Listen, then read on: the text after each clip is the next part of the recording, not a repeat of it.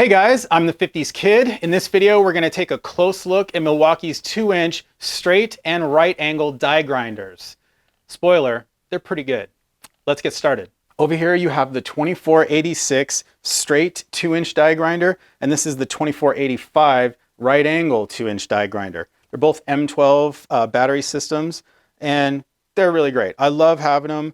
A lot of people might say that they don't have the power of pneumatic die grinders, but you know, maybe that's true in a professional shop. If you have like a really good quality die grinder, you can maybe kind of lean into it and kind of put more pressure on it for a longer period of time, and it might not bog down as much as these tools. But to be honest with you, I've only ever had the Harbor Freight die grinders here at home with a home air compressor, and I don't notice a difference between them at all. These are actually better than the Harbor Freights, and they don't bog down for me. I don't kill them that bad. I'm not in a professional machine shop or anything like that.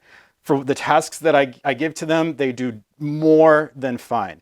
And it's way more convenient to have these than to have these, because with these, I don't keep my air compressor compressed at all times. I don't keep it filled up with air. So if I ever want to use those, I have to turn the air compressor on and wait for it to fill up. And then with these things, you know, you're going at something, and then 30 seconds later, the air compressor kicks on, and this thing is so loud, and then you pretty much run through the air like that, and you got to stop and wait for the whole tank to refill. So those are super inconvenient to use. These are way more convenient to just pick up and go. You know what I mean? I always got a battery slapped in them, and they just go and they work.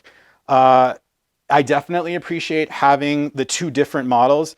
The right angle one is more for cleaning jobs. You see I keep a 3M white bristle disc on here. This is for like cleaning off gasket surfaces, like cleaning off, I've used it for cleaning off an engine block when I did a cylinder head on it. You know, you just kind of clean the gasket off.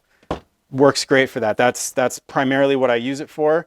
And for this, I definitely, like, this works on cutting metal. I've cut off locks with this. You can put, if you have a carbide burr, you stick that on the end, and you can kind of grind off metal. I've used it for that as well. Yeah, they do just fine at all the jobs I throw at them, and I'm super happy to have them. They're way more convenient than the air system, and this is, for me, more ideal for a home shop. So if you're looking at these, I definitely do recommend them.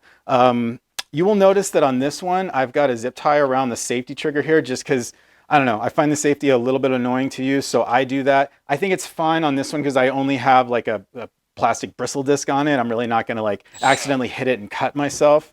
This one is a different story. This one has a metal cutoff wheel on it. I would never do that on this. So just one note for you there. Yeah, so I do have some footage of these things in use, and I want to show you what that looks like right now.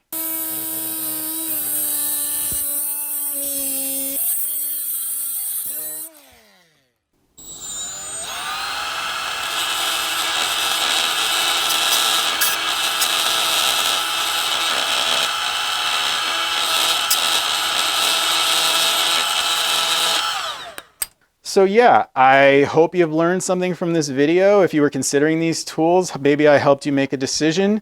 If you're interested, there are links down in the description. Big thank you to Milwaukee for sending these to me to check out. And yeah, I'm the 50s Kid. Thanks a lot for watching.